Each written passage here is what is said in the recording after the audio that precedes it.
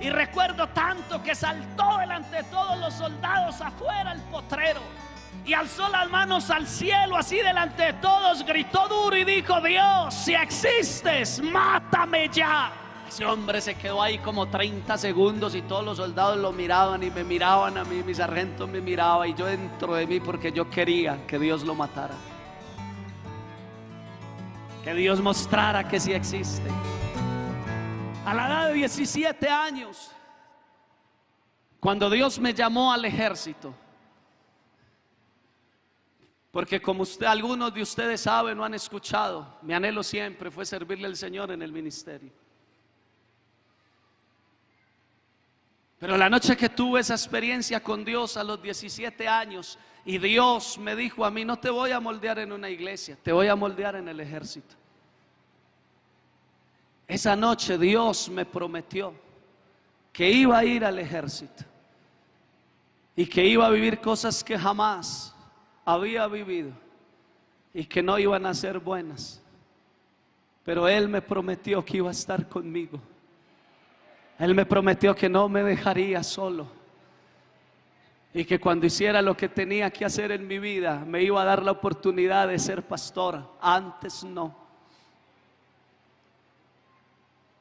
Y yo me fui para el ejército confiado en la promesa que mi Dios me hizo a mí, como te ha prometido cosas a ti, como nos ha prometido cosas a todos. Y llegó de esos días donde nuestro Dios responde por nosotros.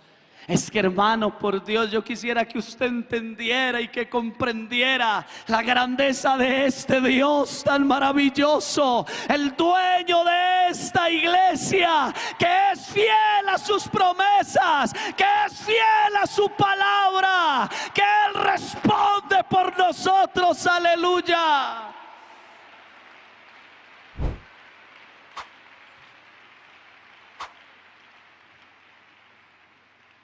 Estaba cerca de la serranía del Perijá. Habíamos hecho unas operaciones. Y recuerdo tanto que nos dicen: viene un comandante nuevo.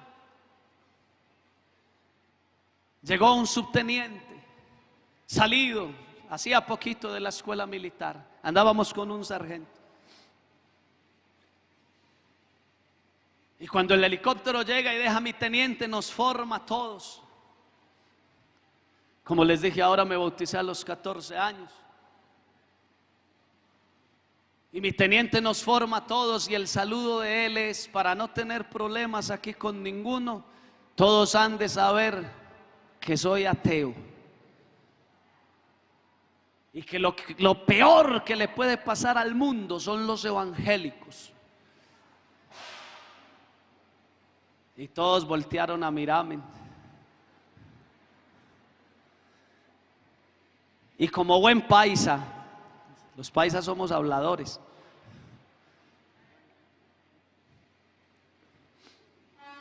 yo en las mañanas ahí en el monte donde estábamos sacaba mi Biblia, me ponía a leer y todos se me amontonaban.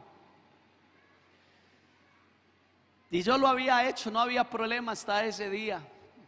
Mi teniente le dio a mi sargento: ¿y qué es lo que pasa allá que se amontonan los soldados? Ah, no, ese es el hermano Aguiar. ¿El hermano qué? Aquí hay un evangélico.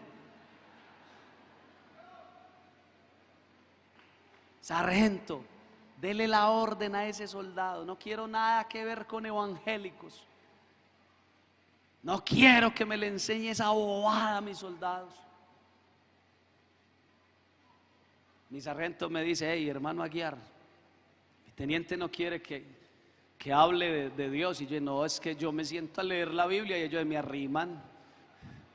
No es culpa mía, dígales a ellos que no me acerquen. Pero al otro día, esos días, me senté y: hey, hermano, y si es verdad que la Biblia dice esto. Y estábamos ahí amontonados y llega mi teniente. Ustedes saben, los militares son muy vulgares. Y empieza a insultar y a gritar. Y cuento hasta 3 y aquí no hay nadie. y me dice: soldado, póngase de pie. Yo di una orden. Yo no quiero que me le meta esa basura en la cabeza a mis soldados. Yo le dije: mi teniente, el evangelio no es basura, cállese a ver qué estoy hablando. Y entramos ahí en una discusión y yo hice lo que no podía hacer: responder. Que en el ejército no se contesta. Usted se queda calladito y deja que el que manda mande. Pero llegamos a un punto en la conversación donde me dice: vea, ese libro que usted tiene ahí, eso no sirve para nada. Ese libro yo me lo puedo gastar haciendo aretos y en papel higiénico.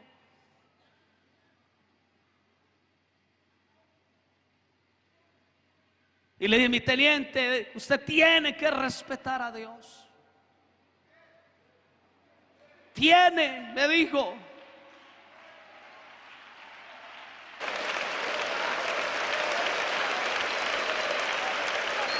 Aleluya.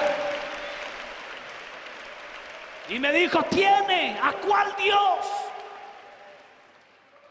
Y estábamos entre el monte y un potrerito, y recuerdo tanto que saltó delante de todos los soldados afuera el potrero y alzó las manos al cielo así delante de todos, gritó duro y dijo: Dios, si existes, mátame ya.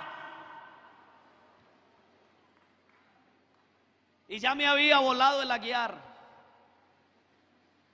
porque cuando ese hombre grita eso y alza los brazos al cielo, yo dentro de mí dije: Señor, partilo en dos.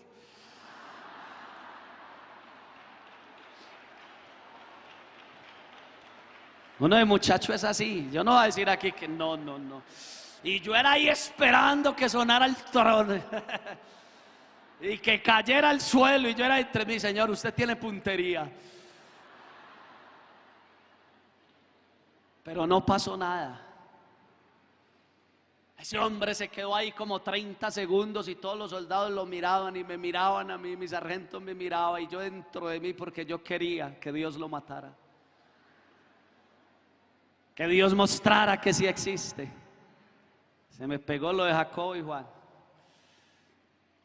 Y no pasó nada. Y cuando no pasó nada, bajó los brazos y me señaló delante de todos y me gritó y me dijo: vio, soldado, ese Dios en el que usted cree es basura. ¿Dónde está? Hoy para mí, hermanos, fue una cachetada. Para mí fue un problema. Yo sentí que Dios me había quedado mal. Pero cuando ese hombre volteó, yo firme como estaba le dije: mi teniente, sabe una cosa, no sé cuándo, no sé cómo, no sé dónde, pero Dios le va a demostrar a usted que Él existe, que Él es real. Aleluya. Porque como decía ahora el pastor, no lo hemos visto, pero lo hemos sentido en nuestra vida, en nuestra alma. Aleluya. Hemos sentido su gloria, su poder. Sabemos que es real.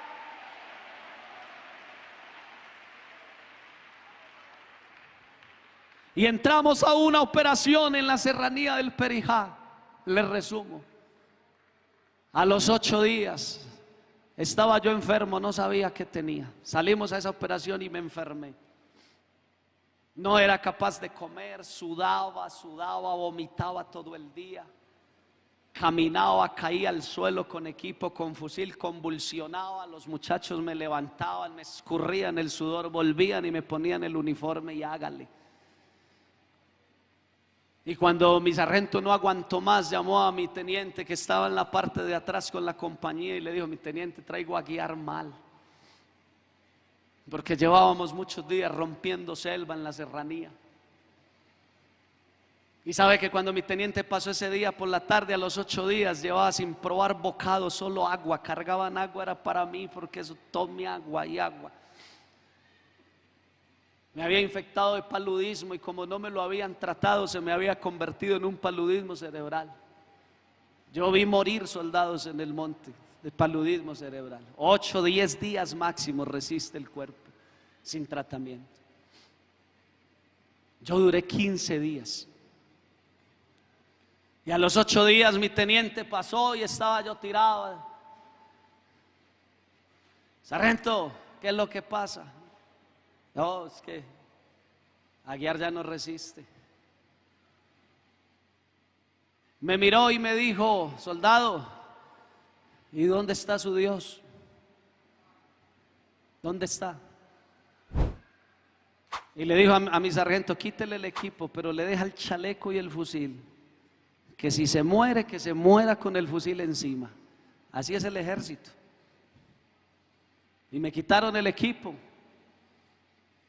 15 días, 7 días después, 8 días después, andé con mi chaleco y mi fusil. Todos los días lo mismo. En el día caía al suelo 4 o 5 veces, convulsionaba, no era capaz de comer, sentía el olor a comida y vomite y vomite y vomite. Y todas las tardes mi teniente pasaba adelante a pasar revista y me encontraba ardido, en fiebre, en escalofrío, y me miraba y me decía: soldado, ¿y dónde está su Dios? A los 15 días llegamos a orillas del río Cesar. Ya 15 días sin comer, cuando eso tenía cabello.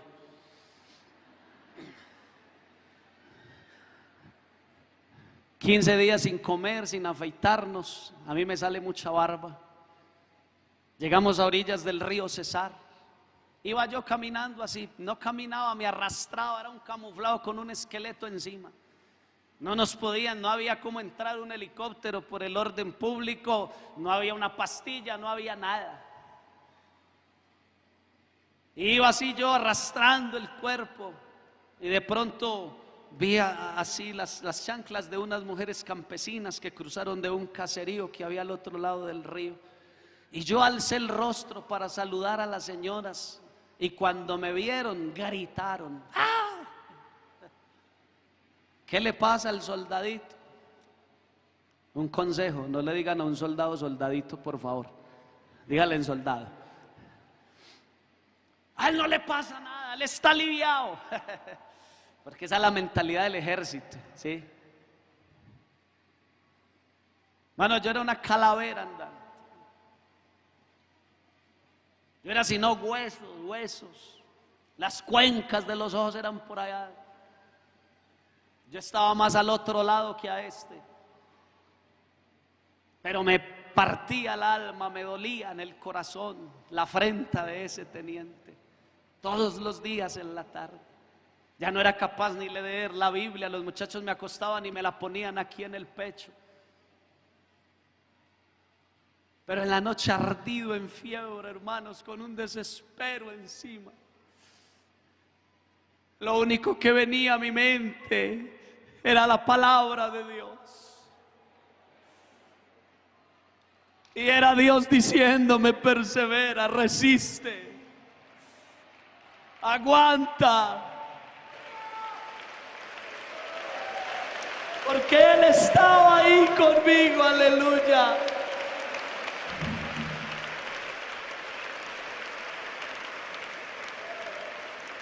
Y esa tarde pasamos al caserío, unas casitas de madera. Me subieron a la canoa. Un pescador nos pasó. Y cuando piso al otro lado la playa que me bajan, escucho que cantan: miles de almas cantarán en la gloria más allá. Y yo entre mí dije: uy, ya me morí. Porque esa alabanza se escuchaba, hermanos, que eso me entraba al alma y me daba como una paz. Y yo dije: no, me morí. Me morí hasta que mis amigos me hicieron reacción: hey, hermano, aquí. Pero escuché que estaban cantando, me tercié el fusil y me fui pegado de las casas de madera y escuchaba más cerca la alabanza, más cerca, hasta que llegué a ese caserío, 20 casas de madera en medio de la selva, en la serranía del Perijá. Ni siquiera tenía letrero, pero nosotros nos conocemos porque el Espíritu de Dios está en nosotros y sabemos quién es el pueblo de Dios, aleluya, quiénes son nuestros hermanos, aleluya. Ahí estaban cantando los hermanos. Había acabado de empezar el culto y había unas escalitas para subir al templo y yo me recosté así porque me daba lidia andar. Y me recosté así. De pronto llegó una ancianita al culto y me tocó la espalda para decirme: joven, bienvenido. Y yo alcé el rostro para decirle a la ancianita: gracias, hermana. Pero cuando me vio, yo era una calavera. Cuando la ancianita me vio, brincó para atrás y dijo: hay poder en Jesús. Y se entró corriendo para la iglesia. Y yo dije: no, Señor, yo he acabado. Me van a terminar de matar con esta reprendida. Y entré al culto. Había un murito en la mitad del salón. Puse mi fusil a un lado y me recosté. Y ese hombre humilde que había ahí, ese pastor, predicó ese día sobre la confianza en Dios, sobre permanecer en Dios, sobre depender de Dios, sobre que Dios no falla. Él no falla, Él nunca falla. Él es fiel, Él es fiel, Él es fiel, aleluya. Y si la masica ya. Y terminó el culto, mis hermanos. Y el pastor despidió. Cuando el pastor despidió, yo me mandé la mano al rostro y me sentí los huesos. Y dentro de mí le dije: Señor, no me sanaste, pero no importa. Cuando miré hacia la salida del templo, estaban ya todos mis amigos allá afuera. Y mi teniente estaba en primera fila con el reloj. Sí, así como está el supervisor ahora, que le mueva. Y estaba así mi teniente. Y empecé a caminar hacia afuera. Éramos 180 y pico de soldados, pero había quedado los dos pelotones con los que iba 62 soldados afuera en la iglesia, esperando a que saliera mi teniente en primera fila. Y yo empecé a caminar hacia la puerta. Y cuando llegué a la puerta del templo, que mandé mi bota derecha afuera del quicio del templo, cuando pisé afuera, yo sentí que del cielo cayó algo. Yo lo sentí cuando bajó, aleluya.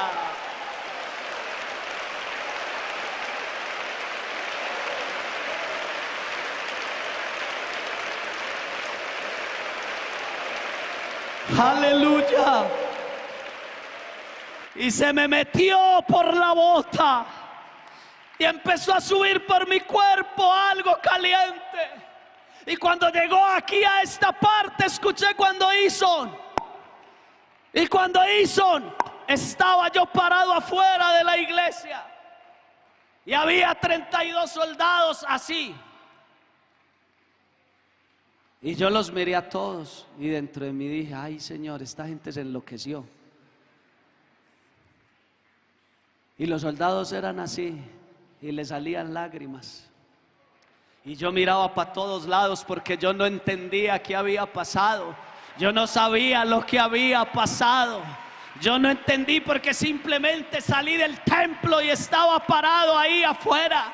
Pero de pronto escucho una voz que me dice: soldado, ¿usted qué se hizo?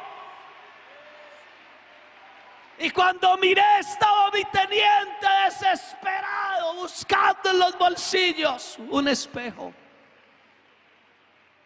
Y cuando lo encontró en medio de esa situación, se me acercó y me lo estiró y me dijo: mírese. Y me dijo: ¿usted qué se hizo? Había 62 soldados. Yo no lo vi. Yo no lo vi. Ellos fueron testigos de ese milagro, de este Dios que permanece por los siglos de los siglos. Si la vasija la llamas allá, de este Dios cuya palabra permanece, aleluya. Dios había hecho un milagro. Dios había hecho una obra. Dios se había dejado ver con su poder. Y ese teniente orgulloso dobló sus rodillas, alzó sus brazos al cielo y empezó a gritar: Dios, perdóname, tú eres real, tú existes, ese Dios está aquí, aleluya. Y saca la vasija, la llama. Él está aquí con todo su poder. Somos su pueblo.